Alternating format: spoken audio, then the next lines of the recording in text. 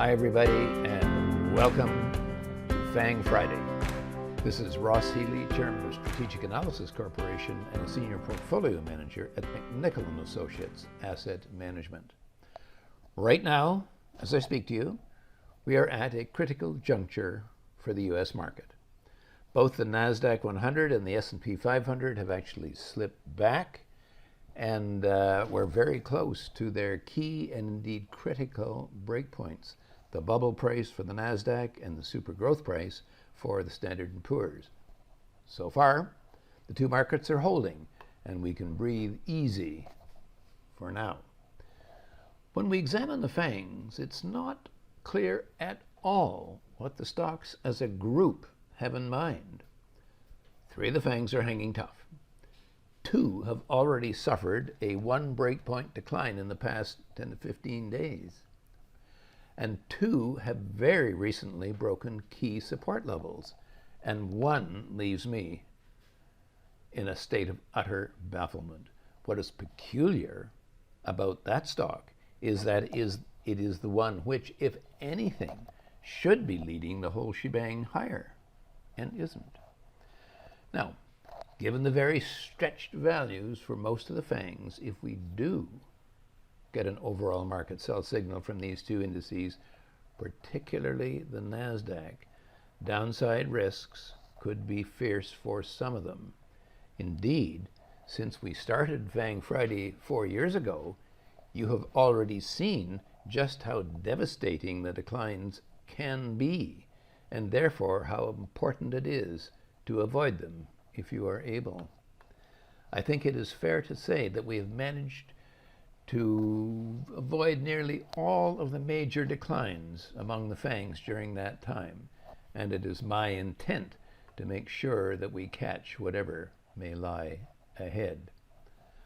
I do have to observe, however, that at present I do not particularly like the action of the majority of the FANGs, which leads me to wonder if the group's fantastic performance over the past 12 years is coming to a denouement.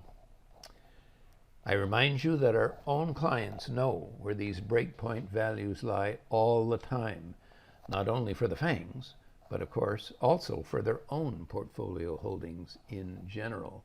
And as the market has become increasingly expensive and the risks have soared, knowing when to hold them and when to fold them, as Kenny Rogers might sing, has become increasingly valuable. On that note, let's see what the FANG stocks did do in the past week. But before we take a close look at those FANGs and what has been going on, as always, I do like to say thanks to everyone who likes this video and all our subscribers. It really helps to grow our channel, and we appreciate it greatly. Okay, let's start off with Amazon, which had broken out over its bubble price, but hasn't been able to mount much of an attack at all, and is just hanging right in there at its bubble price. Anyway, so far so good, and of course, look, there's been a little uptick in the fair market value, so maybe that will give it a little bit of confidence to move forward. Anyway, keep that bubble price in mind. I could say the same thing about Alphabet. A little uptick here in the fair market value, and the stock is holding a little sloppily, but it's been holding above its mid-super growth price, which is 5.5 times book value.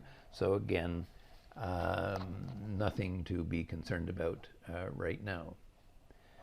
NVIDIA is quite interesting, however. The stock broke out, of course, beautifully to an all-time high above its HB6, which of course is 33 times book value. And that was the peak going all the way back to the year 2000.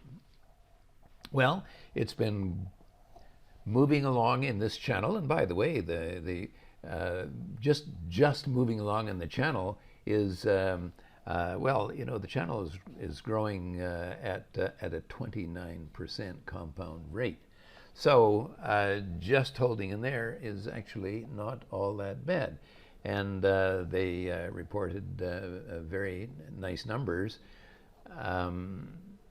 The market reaction to those numbers, however, left me kind of wondering a little bit. But anyway, we're holding above the HB6, so all's well so far. Now, two stocks broke down very recently, and the first one is Netflix. Now, it's just fallen under its bubble price, and we do not actually have a confirmed sell, which you may recall is my 3% 5-day rule. We've had the 3% all right, but are we holding in for 5 days? Not so fast.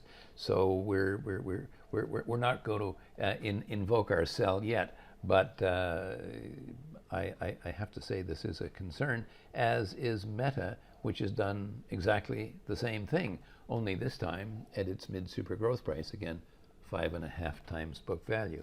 It too has broken down. It's given me the 3% part of my 3% 5-day rule.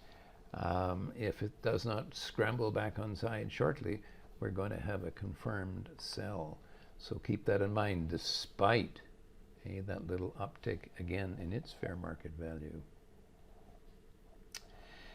Apple had a dead hit on its HB7 and has set back one breakpoint.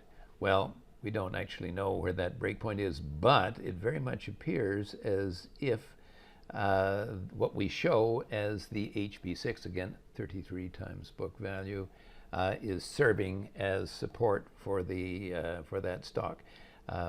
Remember, we got that hit at its HB7. All right, unfortunately, in our holiday, so we were unable to flag that to you, to our subscribers.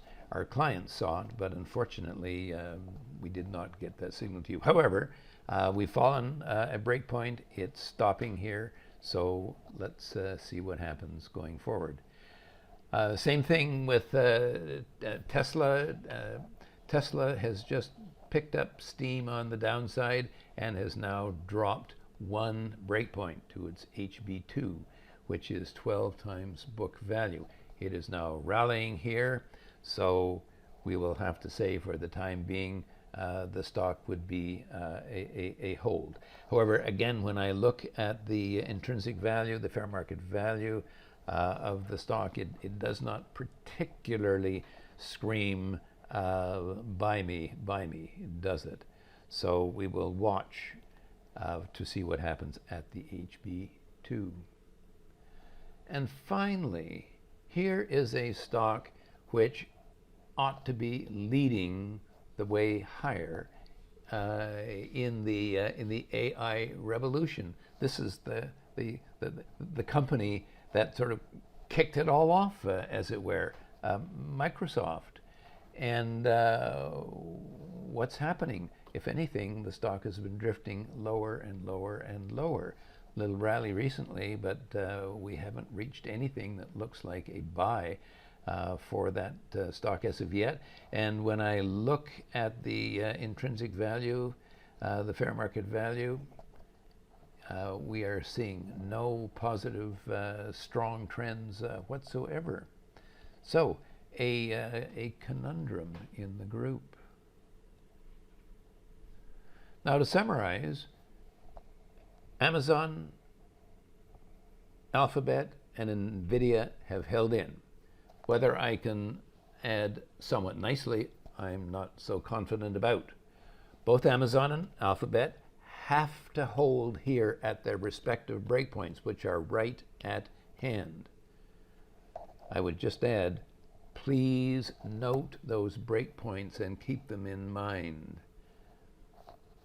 NVIDIA gave us a tiny hiccup at HB6 price. That's 33 times book. That is, it fell down just a little bit. Okay, but only for a moment. What I find most intriguing, however, has been the market's reaction to this quarter's earnings, as astounding and powerful as they've been. Yes, we got a surge in the jump in price, but the follow-through leaves me wondering, what is the market thinking?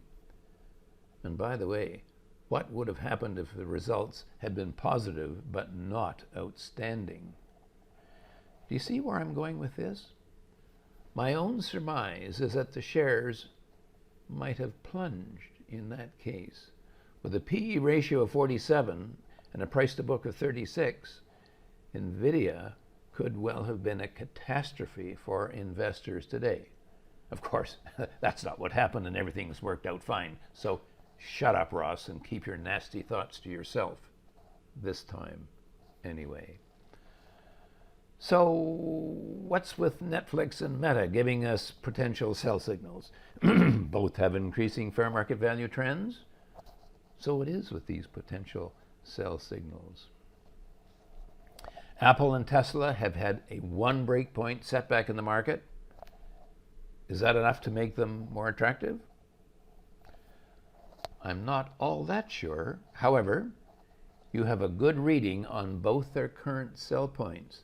The HB6 for Apple, that's 33 times book, and the HB2 price, that's 12 times book for Tesla. So please keep them in mind. That leaves me with Microsoft. As I reported already, Microsoft had dull numbers, and unlike some who had dull numbers, management did not wax poetic about its outlook. I said then, this is a market that wants to believe, and it does not wish to hear the caution horn sounding. Someone very recently wrote that it seems peculiar that the leading light in the AI universe has not been leading the way forward in the market, and indeed, if anything, is heading lower. An even further retreat seems more the order of the day. That leaves me with providing you with some parting words about the NASDAQ 100 and the S&P 500. The S&P 500 declined just about dead on its super growth price. That's 3.5 times book. And so the bull market trend has not been broken so far. The NASDAQ is hanging in as well, but the FANGs are a matter of some concern. And so I suspect the NASDAQ is a question mark. But so far, so good. This is not a general clarion call to abandon the high-tech ship. But it does look increasingly like the peak in the year 2000 when the dot-coms and the high-tech stocks gave way to the value stocks, which would mean the Dow 30 specifically, but also the value stocks within the Standard & Poor's 500 in general, and maybe, just hopefully, the TSX, which is the only index with substantial upside fair market value. Jerome Powell may have something to say about all of this, however, and I await his remarks with very considerable interest. For now, this has been Ross Healy, the chairman of Strategic Analysis Corporation and a senior portfolio manager at McNichol & Associates Asset Management, reminding you that nothing, including investing, is difficult if you have the right tools. I'll see you next Friday.